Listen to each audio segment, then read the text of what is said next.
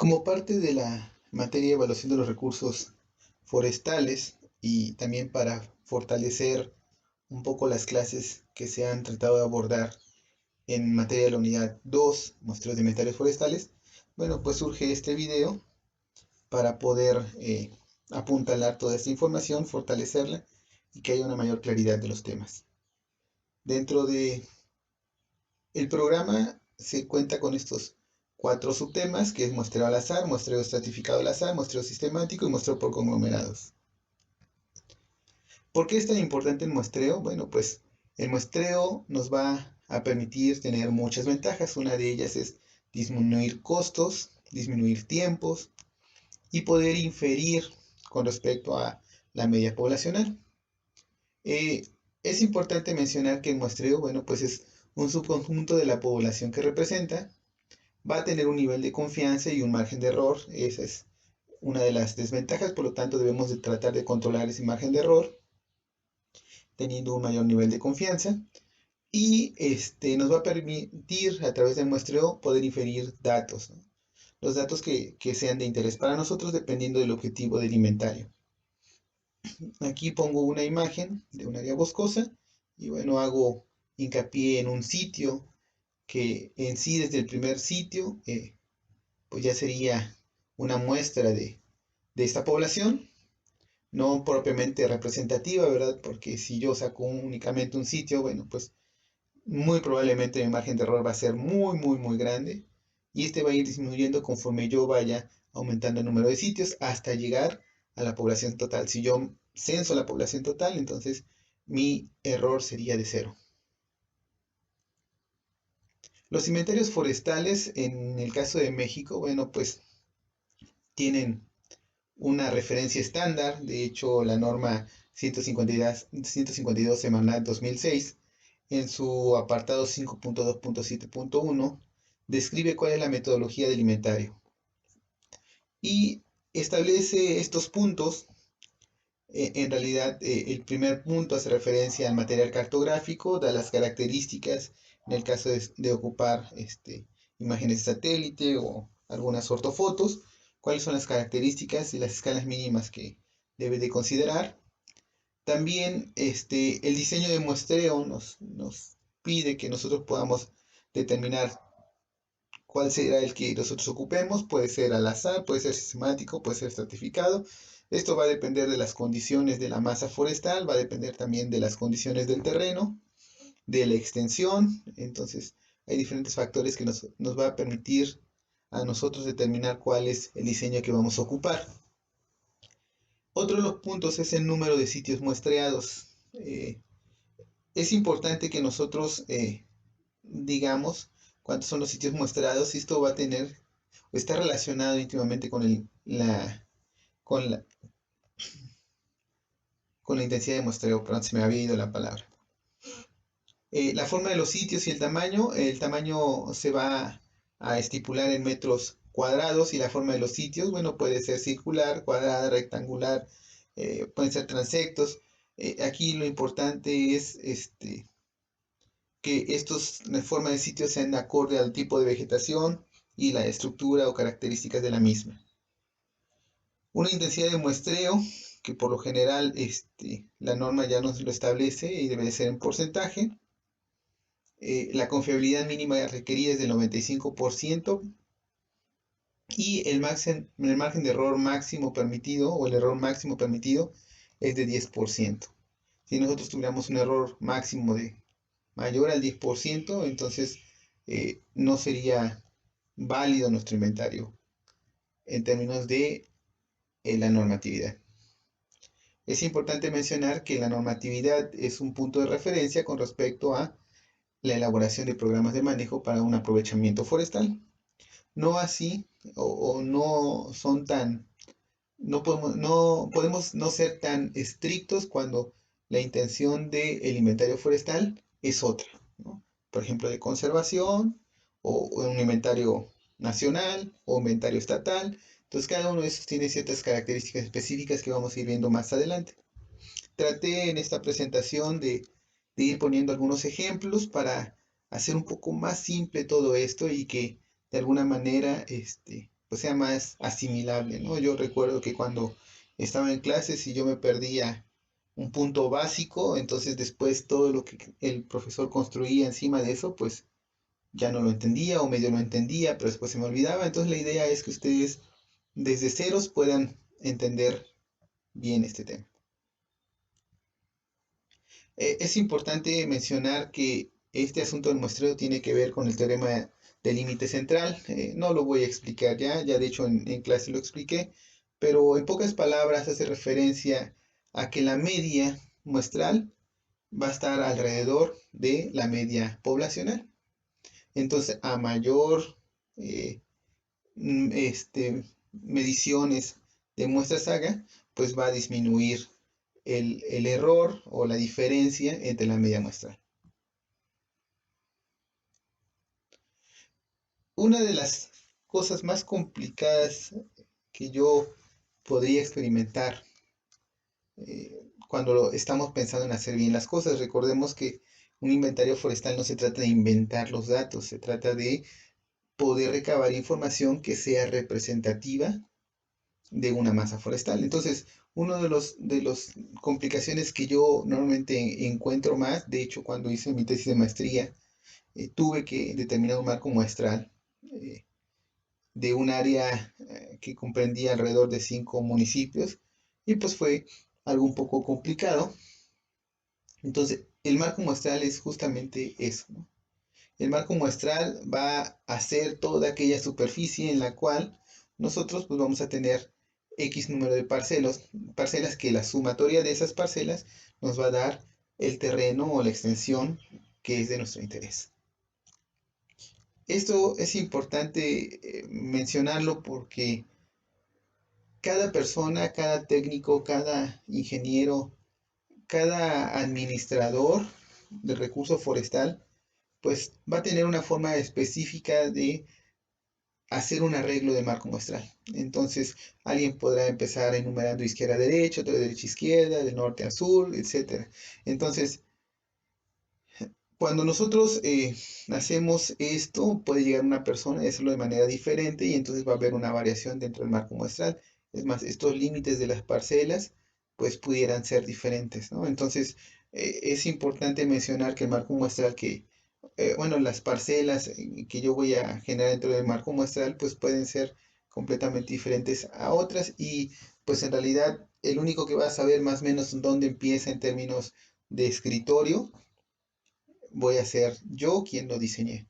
Y cuando digo en términos de escritorio es porque cuando nosotros vamos a campo es otra historia. O sea, yo puedo aquí ver este rectángulo que representa un polígono, ver estos límites de las parcelas y aquí queda muy claro. Pero cuando yo voy a campo, el determinar este transecto, pues es sumamente complicado. Ahora, cuando empezamos a hablar de los métodos de muestreo, uno de los que vienen a colación es el muestreo simple al azar. Este normalmente se usa cuando las condiciones de los bosques son homogéneas. ¿Qué quiere decir esto? Que son las condiciones de los árboles son muy parecidas, la distribución es muy parecida, el arreglo es muy parecido. Entonces, cuando no hay mucha variación, el muestreo simple al azar me va a permitir obtener información de mucha calidad. Si mi bosque está completamente fragmentado, hay áreas con mayor desarrollo o con diferentes arreglos en cuanto a las especies, etcétera, etcétera, etcétera, entonces no va a ser el método más adecuado. Recuerden, se va a usar únicamente cuando las condiciones del bosque van a ser homogéneas. Algo que se debe de tener presente es que cada muestra tiene la misma probabilidad de selección. Cada muestra correspondería en este caso a cada cuadrante, ¿no? Y, y esto es importante mencionarlo porque no así en cada individuo. Por lo general, cuando hablamos de un marco muestral, también hablamos de una unidad muestral. Y la unidad muestral, por lo general, es el individuo que vamos a estudiar.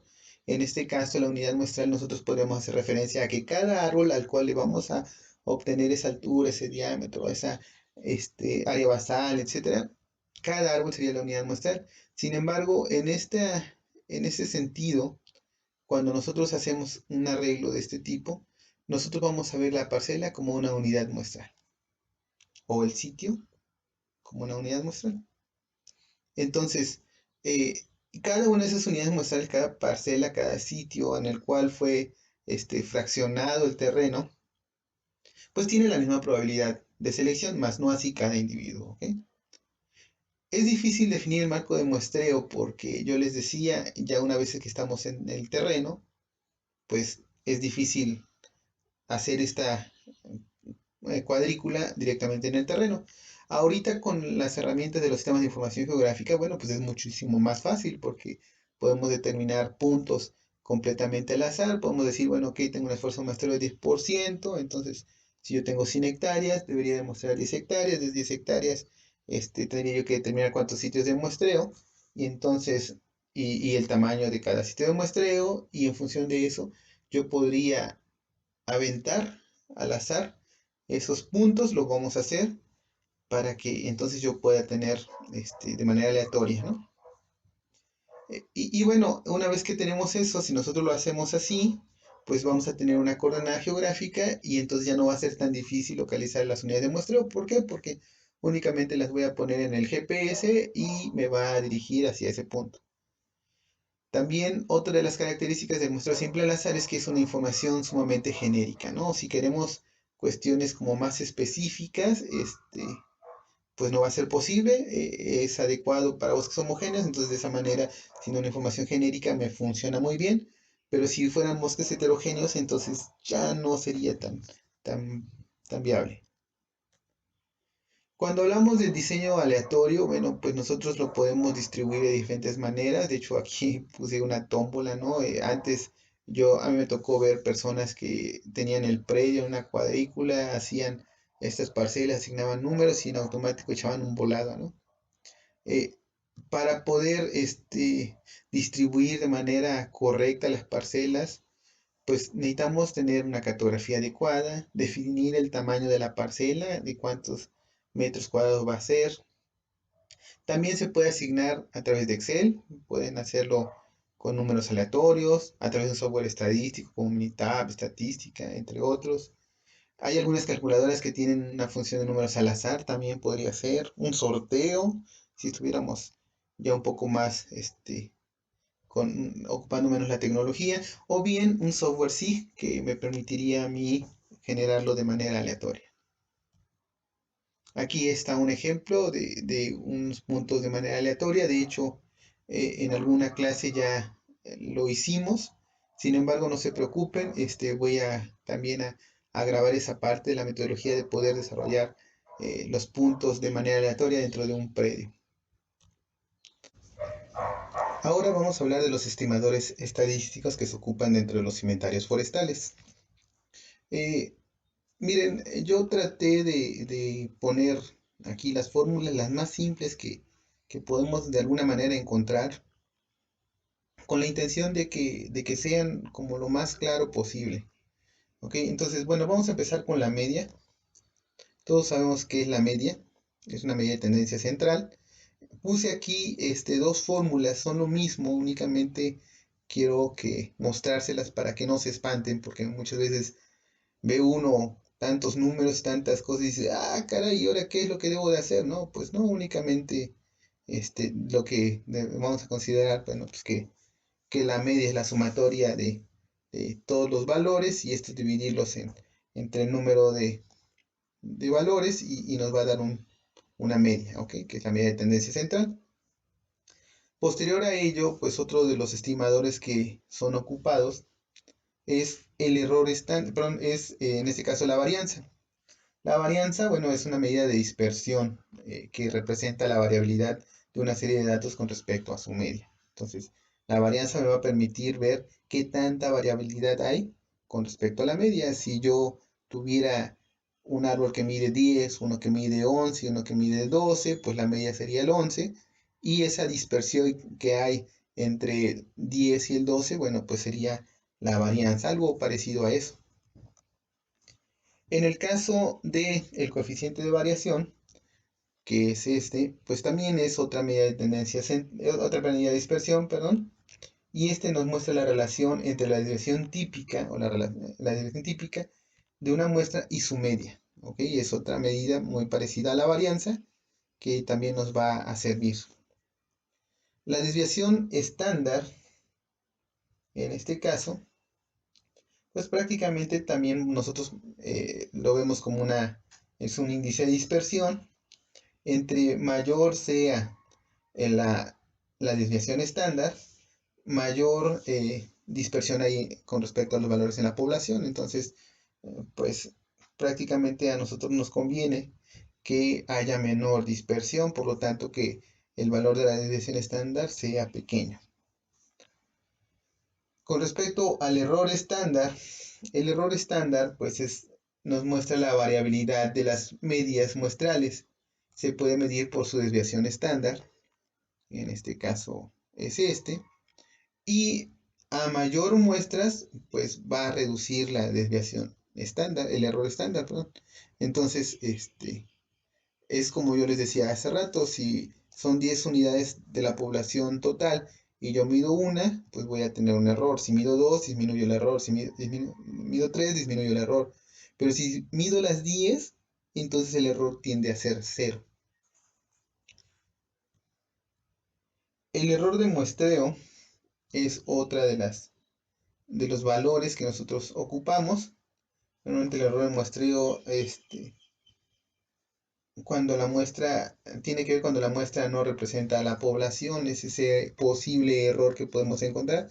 Por ejemplo, si la población todos son de una media de 12 metros de altura y resulta que por azar del destino yo me equivoco por cualquier motivo y agarro mido una muestra que ahí justamente en ese lugar está de 9, pues entonces ya hay un error de muestreo muy grande, ¿no?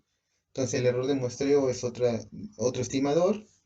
El límite de confianza, que es el que está aquí, también se ocupa y corresponde a un rango de valores de una distribución normal y en la cual se encuentra con alta probabilidad. Tiene que ver con la media y tiene que ver con el error de muestreo. El error de muestreo como porcentaje de la media, que bueno, ese es otro que nosotros no nos ocupamos, el error en porcentaje. Y por último puse esta pequeña fórmula, de hecho así lo maneja en el libro de dendrometría, doctor y se me olvidó el otro nombre, perdón. Pero ellos lo manejan así. Esto es prácticamente el inventario, hace referencia a que la media encontrada de esa muestra, no podemos decir muestras porque en realidad eh, todas las unidades corresponden a la muestra. Entonces, las medias de esa muestra multiplicada por el número de elementos de la población, pues nos daría el valor o el inventario. ¿Okay? Otro estimador es el error estándar, que bueno, ya lo habíamos mencionado por acá, está perfecto, está aquí. El error estándar, sin embargo, esta fórmula es algo muy parecido. Si ustedes ven aquí, el error estándar, bueno, pues simple y sencillamente es la desviación estándar entre n, que n es el número de unidades de muestra. Y aquí podemos ver el error estándar igual, considerando pues n, que es el número de la población total. Normalmente cuando son poblaciones finitas tenemos este valor.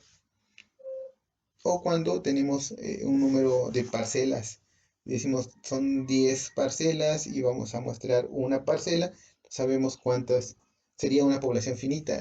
Es interesante este asunto de las poblaciones finitas e infinitas. Lo tengo más adelante, entonces vamos a verlo más adelante, ¿no? Entonces, el error estándar, bueno, pues se debe a la desviación estándar, el tamaño de la muestra y el tamaño de la población expresada en parcelas. Otro de los valores que nosotros ocupamos de los estimadores es justamente la tabla de distribución de TD-Student. Si ustedes recuerdan, bueno, pues los grados de libertad, que son estos, tienen que ver con n-1, es el tamaño de la muestra menos 1. Si tenemos un tamaño de muestra de 10, menos 1 pues serían 9, ¿no? Y alfa en este caso corresponde a el nivel de confianza, puede ser 95, 99, 90%. Entonces, bueno, aquí nosotros lo vamos A ver, si ustedes tuvieran dudas con respecto a cómo usar la tabla, yo les sugiero que vean un video en YouTube. Hay varios que te muestran cómo, cómo usar la tabla de distribución de TDStudent. Y bueno, pues como para hacer un poco más entendible, aquí yo opté por hacer este pequeñísimo ejercicio. Es parte de lo que ustedes podrían hacer en el ejercicio que les estoy pidiendo, que está ya incluido en la plataforma. Y bueno, aquí digo el cálculo de error de muestreo, ¿no? Entonces yo establezco, digo, bueno, en un bosque de 14 hectáreas de pinos pátula de 25 años constituyen la población, se ubicó y midió una muestra al azar de 6 unidades, aquí están las 6 unidades de muestreo, o sea, 6 parcelas, de 0.1 hectáreas, o sea, de 1000 metros cuadrados cada una. Y los volúmenes obtenidos fueron los siguientes. Entonces, en este caso, pues mi objetivo fue determinar el volumen de ese lugar, ¿no? Entonces, para ello, pues yo tengo mis sitios de muestreo, mis áreas de muestreo, y entonces en esos sitios yo medí cada árbol.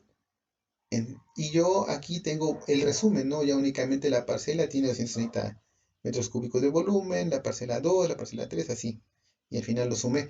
Pero atrás de esto, pues deberá de ir un cuadro en Excel o un cuadro en el cual me diga la parcela 1 tiene tantos árboles, X número de árboles, de tales especies y con tanta altura, tanto diámetro, etcétera, de tal manera que pues me permita saber cómo yo estimé este volumen, ¿no? Una vez que hice esto, bueno, pues simple y sencillamente yo ocupé una tabla en Excel para que ustedes pudieran verlo. La media, bueno, pues hay dos formas. Ustedes pueden ocupar estas fórmulas. Es muy simple ocupar estas fórmulas tal cual como yo lo vine acomodando. De hecho, las acomodé de tal manera que sean todavía mucho más fácil ocuparlas. O bien, pues simple y sencillamente pueden ponerle aquí igual y media, ¿no? O promedio, igual y varianza, igual y desviación estándar, y en automático en Excel pues te va a dar todos esos valores. En lo personal, no importa cómo lo hagan, lo que importa es el valor. Ustedes podrían tomar como un ejercicio justamente estos valores que estoy mostrando ahorita, como para que ustedes vayan calentando un poquito el ánimo y que les sirva de un ejercicio, ¿no? Aquí están los valores que deben de obtener, y si no obtienen esos valores, pues con toda confianza pueden preguntarme, y bueno, pues ya. Yo la verdad es que, aunque sé que podemos obtener estos valores con las fórmulas de Excel, que es muy, muy sencillo, yo opté por hacerlos siguiendo las fórmulas que les presenté, y y comparándola con el valor obtenido de Excel son exactamente lo mismo, pero pues les comento para que ustedes puedan tener cualquier opción. La que quieran hacer, háganla.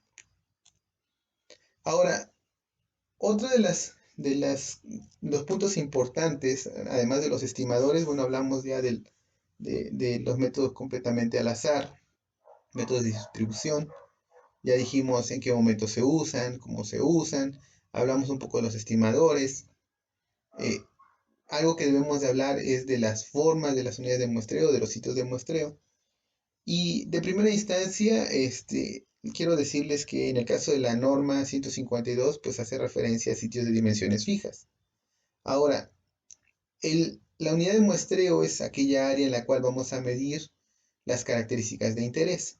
Estas características de interés van a ir en función de los objetivos del inventario forestal. Esto es bien importante. Siempre debemos de tener presente cuál es el objetivo de los inventarios forestales. Al final les voy a mostrar una tabla, perdón, de cuáles son los puntos más importantes dependiendo del tipo de inventario que nosotros vayamos a usar.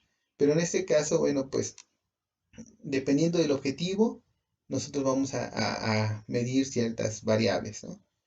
Aquí yo listo algunas, no son exclusivas. Eso es por decir algunas: altura total, volumen, regeneración, diámetro normal, composición, estructura, también flora, fauna, área basal. En el caso de la regeneración, pues también es importante, ¿no? Porque cuando estamos haciendo programas de manejo, pues por lo general, cuando estamos haciendo programas de manejo, por lo general, pues necesitamos saber, ¿no? Si existe regeneración o no para poder establecer el método de regeneración.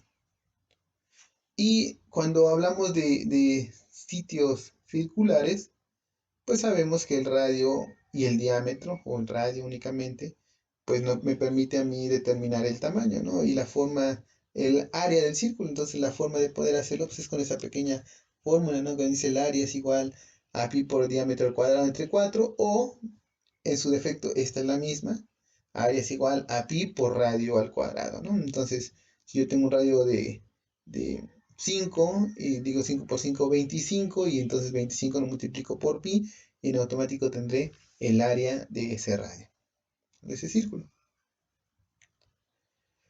Ahora, cuando hablamos de esas formas de muestreo circular, bueno, pues aquí pongo algunos valores que son importantes que ustedes consideren. En primero, el sitio circular, estos círculos azules que puse aquí, es como tratando de representar eh, árboles, ¿ok? Tenían una función, pero en la siguiente diapositiva les voy a explicar, lo hice creo un poco más claro, pero algo que yo les sugiero de manera muy personal, esto a mí me lo enseñaron cuando estaba en la facultad y la verdad es que yo he visto que no lo, pues cuando levantan sitios de muestreos circulares, no lo toman tanto en cuenta, pero creo que es un método muy ordenado. Es primero, una vez que llegas al punto e identificas el árbol central del cual lo vas a tomar para tirar tu radio, identifiques cuál es el norte, el sur, el este y el oeste. Una vez que identificaste, tú vas a dirigir tu radio al norte, o sea, tu cinta o tu cinta métrica o tu cuerda, la vas a dirigir al norte.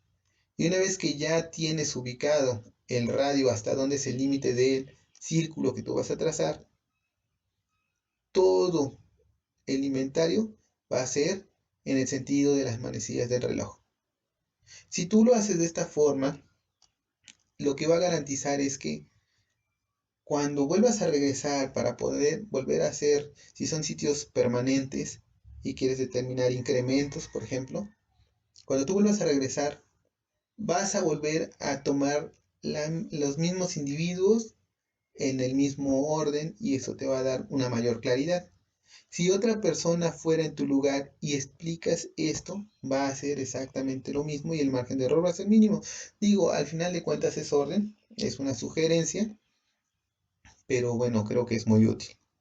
Entonces, aquí puse un cuadro en el cual dice, bueno, la superficie por hectárea, la superficie en metros cuadrados, recuerden que nosotros vamos a determinar el tamaño de el área de nuestro unidad de muestreo y debe de ser en metros cuadrados. Entonces, en este caso, si tú quieres que una superficie de 1000 metros cuadrados que corresponde a un décimo de hectárea, pues el radio de la parcela, que es deberá de ser de 17.84 metros. Si tú quieres una superficie de 900 metros cuadrados más pequeño, esta es la superficie en hectárea y este sería el radio de la parcela. De tal manera que si tú quisieras una superficie de 50 metros cuadrados, que entre 50 y 200 metros cuadrados, pues puede servirnos para la regeneración. Aquí va a depender mucho de qué es lo que quieres medir o inventariar. Bueno, pues estas son las características, ¿no? El radio tendría que ser 3.99 metros. Por lo general estos pequeños se ven para la regeneración, para cuando tú estableces una plantación y quieres ver el porcentaje de sobrevivencia. Esos te sirven pues, estas medidas, ¿no? O estos tamaños. Y otra de las cosas que también debes de considerar es que el diámetro de cada árbol, dependiendo del objetivo, pues se debe de establecer. Por ejemplo, para el caso de un inventario para un aprovechamiento forestal, puedes considerarlo un diámetro a partir de 20 centímetros. ¿Ok? Y recordemos que después se hace una clasificación, entonces de 20 a 25, de 25 a 30, 30 a 25, 30, y entonces tú vas incluyéndolos en los árboles que vas encontrando. Si dices, ok, este árbol que está aquí mide 27.5 centímetros, pues no vas a poner en tu formato 27.5 centímetros, simplemente dirás que está en la clase de los 25 o de los 30, dependiendo del criterio que tú estés tomando. ¿Ok? Y bueno, por último, las unidades de muestreo circular se emplean en bosques con buena visibilidad. Ese es como el óptimo, ¿no? Si yo tengo un bosque que a lo mejor es de pino y está como una mesa de billar bien plano y puedo tener un dominio considerable, una buena visibilidad, entonces el sitio circular me funciona súper bien. El problema es cuando ya hay pendientes muy complicadas o hay poca visibilidad, entonces ya no me es tan fácil ocupar el sitio circular. Y digo, hay quienes lo hacen, ¿no? Pero bueno, eso es como dentro de la precisión que he visto o un poco de la experiencia que he tenido. Estas imágenes de los azules que representan, esos círculos azules que representan los árboles dentro del sitio, pues se van a ser mejor explicados aquí. Si ustedes ven, aquí hay 4 imágenes de árboles y puse justo a la mitad una línea punteada. Esa línea punteada me va a servir como de referencia diciendo que es la mitad del árbol. Entonces, si mi radio en esta parte, el límite para determinar la circunferencia, queda aquí pasando la mitad del árbol, quiere decir que este árbol entra dentro del inventario. O sea, lo debo de medir, lo debo de contabilizar. Si ese límite queda bien a la mitad del árbol, lo que yo debería hacer es que por cada 2 árboles que tengo así, uno entra y el otro no. Eso sería lo correcto. Yo he estado en algunos inventarios donde dicen, entra la mitad, entra, ¿no? Bueno, pues ya es criterio del que, del que está haciendo el inventario, pero en sí, en teoría, uno debería de entrar y el otro no. Cuando el árbol o cuando el límite de ese radio llega a este punto antes de la mitad, definitivamente no entra. Y cuando tenemos nosotros algún árbol inclinado, y aunque en apariencia más de la mitad del árbol está, pero no corresponde a la mitad del tronco de manera vertical, tampoco entra. Entonces, este no entraría, este no entraría, este entraría uno de cada 2 y este entraría sin problema, ¿no? Y de aquí en adelante, pues entraría sin problema. Ahora, cuando hablamos de las formas de unidades de muestreo cuadradas, pues aquí tenemos también la misma información. De hecho, estas se emplean en bosques con poca visibilidad. Cuando nosotros tenemos bosques en los cuales tenemos poca visibilidad, algunas selvas, por ejemplo, pues nosotros podemos ocuparlos sin ningún problema, ¿no? Recordemos que cuando hacemos referencia a bosques, pueden ser bosques o selvas, eh, hay diferentes tipos de ecosistemas, ya lo sabemos, bosques de pinos que por lo general nos permiten tener mayor visibilidad, hay selvas bajas, selvas medianas, selvas altas. En este tipo de selvas, quienes ya han tenido la oportunidad de estar, por ejemplo, en selvas bajas, son muchas veces ecosistemas que no te permiten tener mucha visibilidad. Al igual, las selvas medianas te permiten tener y las selvas altas por lo general sí te permiten tener visibilidad. Entonces, va a depender mucho de esto. Entonces, un ejemplo de unidad de muestreo es este cuadrado, puede ser más o menos aplicado a bosques de selvas bajas, a selvas bajas, perdón. Y en este lado, del lado derecho, pues nuevamente menciono la superficie, que son las más comunes, la superficie en hectáreas y el lado en metros que debe de tener. O sea, 31.62 por 31.62, 30 por 30, 28.28 por 28.28. Esa es la idea, ¿no? Recordemos que son cuadrados. El criterio de selección en caso de los árboles es el mismo a este y a todos los demás que les voy a presentar, ¿ok? En el caso de las formas de unidades de muestreo rectangulares, aquí pongo una imagen. Bueno, pues esta normalmente es recomendada en bosques con poca visibilidad y que además tienen terrenos con pendientes demasiado pronunciadas. Por ejemplo, en el caso de la selva de Santa Marta y en la reserva de la biosfera de los Tuxtlas, me ha tocado a mí trabajar ahí y las pendientes son muy, pero muy pronunciadas. Llegan teniendo pendientes arriba de 45 grados. De ahí para arriba, ¿no? Hay algunas veces que pareciera que tienes que andar en algunos cantiles, ¿no? Entonces, eso y con árboles muy grandes, muy anchos, que no te permiten tanta visibilidad. Y cuando eso es así, pues definitivamente la mejor unidad o forma de la unidad de muestreo es la rectangular, ¿ok? Porque esta te va a poder tener una mayor visión de lo que tú estás midiendo, hasta donde, el límite de donde estás haciendo, y el hecho de que sea rectangular te permite que puedas batallar menos en el caso de las pendientes. En el caso de los muestreos circulares, por ejemplo aquí, pues hay una técnica que se llama la técnica de la cuerda compensada, que de hecho en dendrometría me imagino que ya lo vieron, y bueno, se trata que en función de la pendiente y el ángulo de la misma, bueno, el ángulo de la pendiente, perdón, nosotros podamos sacar una compensación y decir, bueno, si mide 10 metros, quiero 10 metros eh, lineales o horizontales, pero tiene una pendiente de tanto, entonces tendré que compensarlo con un poco más de distancia para poder obtener esos 10 metros. Yo me imagino que ustedes ya tienen pues el conocimiento de ello.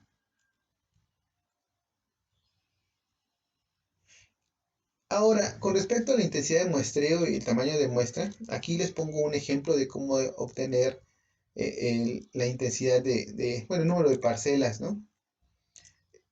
Y les pongo, bueno, en un bosque de pino de 100 hectáreas ocuparán sitios de 1000 metros cuadrados y una intensidad de 10%. Lo puse muy simple con la intención de que ustedes pudieran tenerlo muchísimo más claro. Les digo, bueno, en un bosque de pino de 100 hectáreas se ocuparán sitios de 1000 metros cuadrados y una intensidad al 10%. Quiere decir, cuando hablamos de una intensidad del 10%, quiere decir que pues, prácticamente estoy hablando de 10 hectáreas, ¿no? Ahora, pues esto lo manejo de manera muy simple con estos valores, simplemente para que ustedes lo puedan tener una mayor asimilación.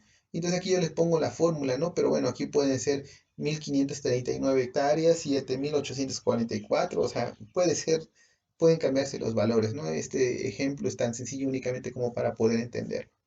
Entonces, aquí tenemos estas dos fórmulas. La primera hace referencia al área muestreada y la segunda hace referencia a las parcelas que yo debo de levantar, ¿no?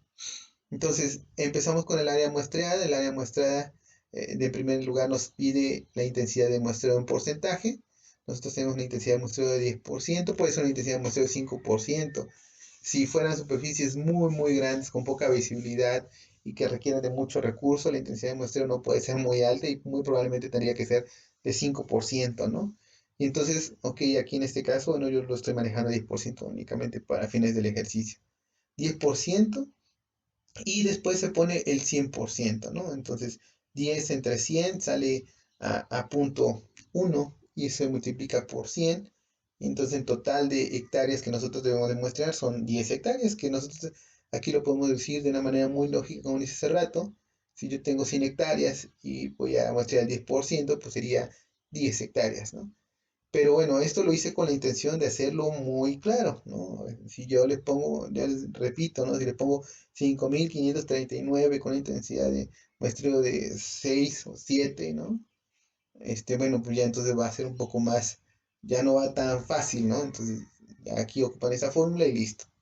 Y de ahí, pues, una vez que ya tienen la hectárea, el número de hectáreas que van a levantar, pues ahora sería saber cuántas parcelas, ¿no? Entonces, para saber cuántas parcelas, pues ustedes lo único que van a hacer es poner el área muestreada, que en este caso pues están las 10 hectáreas, entre el tamaño de la parcela, que en este caso tendría que ser en hectáreas también, porque estamos poniendo arriba el valor en hectáreas, y una vez que lo ponemos, pues el número de parcelas a levantar serían 100 parcelas. Y esto tiene que ver un poco con la intensidad de muestreo.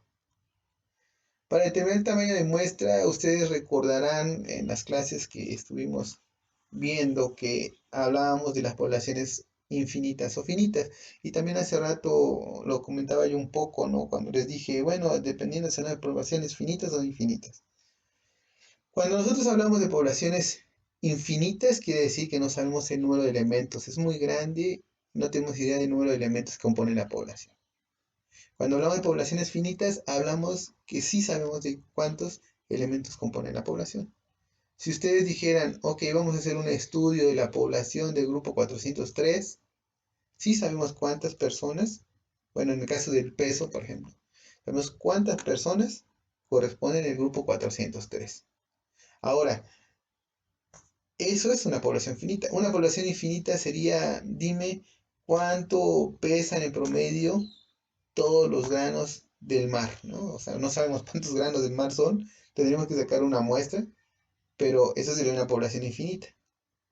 Ahora, cuando nosotros hablamos de parcelas, si nosotros tenemos 100 hectáreas y dividimos en una hectárea, tendríamos 100 parcelas, ¿no? De esa manera, si nosotros vivimos así, sabemos cuántas parcelas son, por lo tanto, sabríamos, sería una población finita. Pero no sabríamos cuántos elementos, cuántos árboles hay dentro de esas 100 hectáreas. Por lo tanto, para nosotros sería una población infinita si lo vemos desde el punto de vista de los árboles. Por lo general, cuando nosotros calculamos el tamaño de muestra en un inventario forestal, vamos a ocupar esta fórmula para las poblaciones infinitas. Y bueno, pues aquí el número de parcelas que nosotros debemos de muestrear va a estar en función de el coeficiente de variación, que ya hablamos que es el coeficiente de variación, multiplicado por el valor de t-student para una probabilidad, en este caso puede ser 90, 95, por lo general 95% es una recomendable o común, estándar, normal, y a que en este caso tiende a ser el error de muestreo deseado en porcentaje. Entonces, pues, y aquí les pongo aquí que les recuerdo porque hace rato les mencioné que para poder sacar el valor de t-student, la probabilidad dada, por lo general es n-1 y eso corresponde a los grados de libertad. Y el valor de alfa corresponde a la probabilidad, ¿no?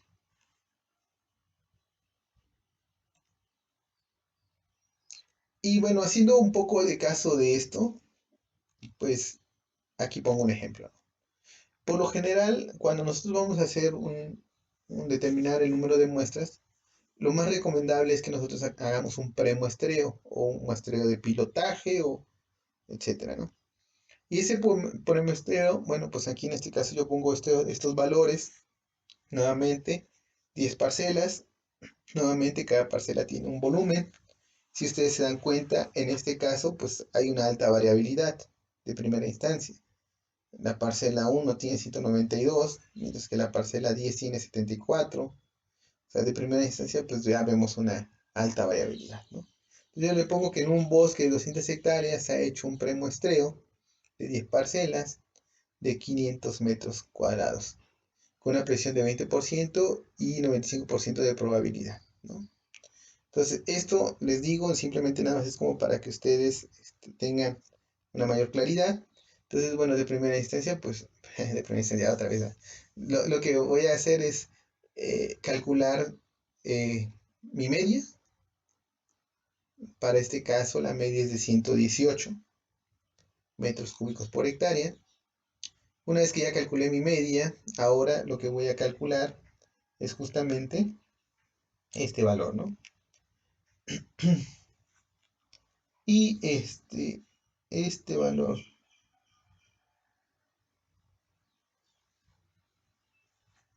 Y una vez que yo calculo el valor, pues voy a sacar el coeficiente de variación.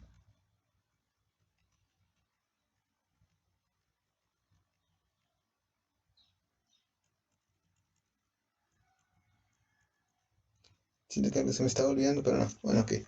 Entonces, vamos a tener la media, después la desviación estándar. Una vez que tenemos la desviación estándar, nosotros vamos a tener el coeficiente de variación. Y entonces una vez que tengo estos datos, pues yo puedo determinar el número de parcelas considerando el cociente de variación al cuadrado por el valor de t de tablas al cuadrado entre, en este caso, a al cuadrado. Y me va a dar como resultado 23.94. De este 23.94, pues no puedo yo muestrear 23.94 parcelado, entonces subiría a 24 parcelas. Y ese sería, en función de este pilotaje, el número de parcelas que yo debería de muestrear en función de el coeficiente de variación. Ahora, otro de los métodos que nosotros tenemos es el muestreo sistemático. El muestreo sistemático se asegura de la distribución de las parcelas en todo el predio de interés, ¿no? O sea, si ustedes recuerdan, en el caso de el muestreo aleatorizado, que está aquí, o sea, esto viene como resultado del azar, ¿no? Pero tanto puede ser representativo de un área como puede ser no tan representativo. Por ejemplo, en este caso, toda esta fracción pues únicamente es muy grande, no tiene tanta confiabilidad porque tiene un sitio de muestreo, mientras que esta fracción pudiera tener más confiabilidad porque es más pequeña y tiene dos sitios de muestreo, ¿no? Entonces, esa es la ventaja o la desventaja de el sistema al azar. Por eso es importante que sí sean muy homogéneas las masas forestales. Ahora, en el caso de bueno, pues definitivamente me va a asegurar que va a caer en toda la extensión del predio, ¿no? También se puede hacer con los sistemas de información geográfica, será un ejercicio que también haremos, y se asegura, bueno, que caiga, ¿no? Entonces, aquí pues, por lo general es cuando va dirigido por algún asunto, ¿no? Que yo quiero que específicamente cada 100 metros haya un sitio de muestreo, cada 500 metros, por las condiciones que sean, ¿no? Nuevamente vuelvo a decir, va a depender del objetivo del inventario. El muestreo estratificado es otra de las formas. Por lo general, el muestreo estratificado, pues de primera instancia, eh, se divide la población en subpoblaciones, ¿no? En este caso, si aquí toda esta fuera mi población, pues yo dividí en 3 poblaciones. ¿Por qué se divide? Bueno, pues porque seguramente este bosque tiene una alta variabilidad. Puede ser que aquí haya un área de una plantación forestal, puede ser que aquí sea un bosque natural con especies, una alta riqueza de especies forestales, puede ser que aquí tenga, no sé, características, árboles longevos y con características específicas, ¿no? Menor desarrollo, mayor desarrollo. eh, entonces, cuando nosotros podemos ver diferencias muy marcadas, no podría ser adecuado poner un método al azar porque pudiera caerme todo aquí. Y entonces esta área representaría todo cuando en realidad no se parece en nada a ninguna de las 3 áreas. Si fuese sistemático, pues muy probablemente podría yo tener una representación. Pero, pero en realidad lo que a mí me convendría sería que fuera estratificado para poder diferenciar por características estructurales un área de la otra dentro de la área de estudio, y el muestreo dentro de esta estratificación pues podrá ser aleatorio, ¿no?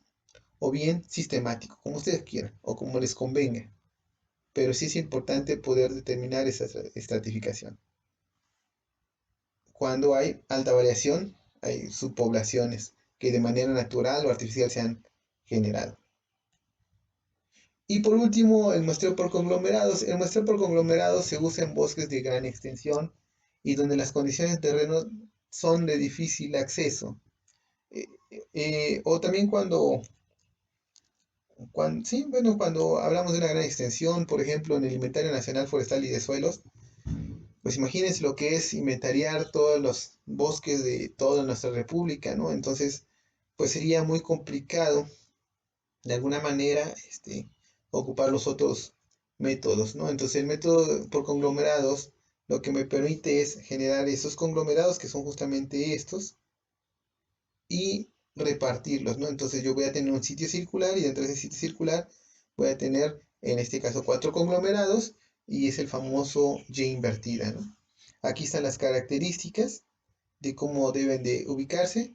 Aquí está otro tipo de conglomerados, los rectangulares y los circulares. Estos van en función de del tipo de vegetación, en el caso de bosques, zonas áridas, y aquí en otros tipos de selvas, perdón. Entonces, esto por lo general, en el caso del inventario forestal, es un muestreo, una combinación de métodos, porque es un muestreo sistemático, estratificado por conglomerados. ¿Qué quiere decir? Sistemático porque se hace una red de puntos de cada 5 kilómetros de manera equidistante. Estratificado porque está dividido en estratos, ¿no? Muchas veces puede ser desde los tipos de uso de suelo, etcétera, ¿no? Y por conglomerados porque justamente tiene esta representación. Conglomerados en este caso son sitios de 400 metros cuadrados. Y bueno, pues aquí están las características, ¿no? Como conclusión, Como conclusión les puedo decir que un inventario forestal completo debe incluir una descripción de la zona forestal, clima, precipitación, temperatura, relieve, etcétera, ¿no? Vegetación, flora, fauna. Su régimen de propiedad, si es privado, si es ejidal, social, el cálculo de volúmenes u otros parámetros y podemos incluir los incrementos. A veces no son tan importantes, va a depender mucho de el objetivo del inventario, pero bueno, son valores que nosotros podemos obtener. En el caso de los incrementos, en algunas ocasiones será fácil obtener los incrementos, en algunas otras no será tan fácil. Pero bueno, y este es un tema que nosotros vemos en dendrometría. Las características que se determinan con más frecuencia dentro de un inventario son el volumen, el área basal, la altura media, número de árboles y algunas medidas de regeneración, ¿no? Por ejemplo, en un metro cuadrado, cuántas plantas y qué tipo de plantas se regeneran, cosas de ese estilo, ¿no? La prioridad de los objetivos a cumplir debe establecerse siempre con mucha claridad. El objetivo es muy importante porque ese me va a marcar cuáles van a ser los parámetros de interés o no. Y si yo hago un inventario y no determino el objetivo y después resulta que no me dio un inventario que era importante, entonces de nada sirvió todo lo que haya yo invertido en tiempo, dinero y esfuerzo. Además, los inventarios de aprovechamientos forestales, pues por lo general van a exigir una información mucho más detallada sobre los volúmenes de las especies, la clasificación de tamaño, el emplazamiento preciso de rodar y los medios de comunicación, la estructura, la infraestructura, también las especies que están ahí. Entonces, les decía, el objetivo es muy importante. Ahora, en el libro de Dendrometría de Roma de la Vega y Ramírez Maldonado, encontré esta tabla. La verdad es que es una tabla que tiene mucha, pero mucha importancia. Y son los elementos que tiene cada tipo de inventario.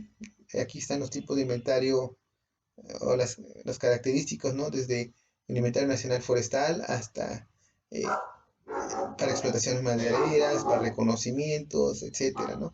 Los tipos de inventario.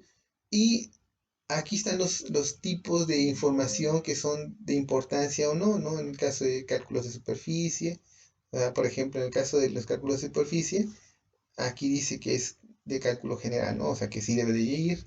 Los planes en el caso de los planes de trabajo, es muy importante el cálculo de superficie, el plan de reconocimiento son de cálculo general y demás, ¿no?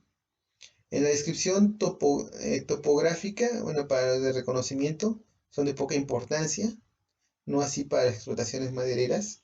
La descripción topográfica es muy importante. Entonces, aquí está este cuadro, la verdad es que está muy interesante. Ojalá lo puedan estudiar. De verdad que les va a ayudar muchísimo a poder realizar un inventario. ¿Por qué? Porque nosotros estamos acostumbrados a hablar de los inventarios forestales para explotación maderera, pero también están los inventarios para los estudios técnicos justificativos, por ejemplo, o para las evaluaciones de impacto ambiental. Cuando se van a hacer carreteras o infraestructura, pues también necesitamos generar inventarios, ¿no? y podemos determinar ahí el salvamento, el grado de afectación y no propiamente la extracción como venta, ¿no? O bien para la conservación. Entonces todo esto es importante. Y bueno, por último vamos a hacer un video donde desarrollo en sí cómo hacer los muestreos sistemáticos, estratificados, al azar, de tal manera que ustedes puedan tener una mejor comprensión del tema y un mayor conocimiento. Esos serían todos los temas de la unidad. Agradezco mucho la paciencia que me han tenido. La verdad es que para mí ha sido un poquito más difícil darle las clases de manera presencial porque unos están, otros no, los tiempos como que batallan un poco, el internet, se han dado cuenta que a veces hay, a veces no, a veces algunos de sus compañeros me dicen no hay, ya me desconecté, etcétera. Entonces, bueno, pues esta es una forma de poder tener toda esta información, reforzando lo que ya hemos visto y abarcando todos los temas de la unidad. Muchísimas gracias, ingenieros, pásenla súper bien.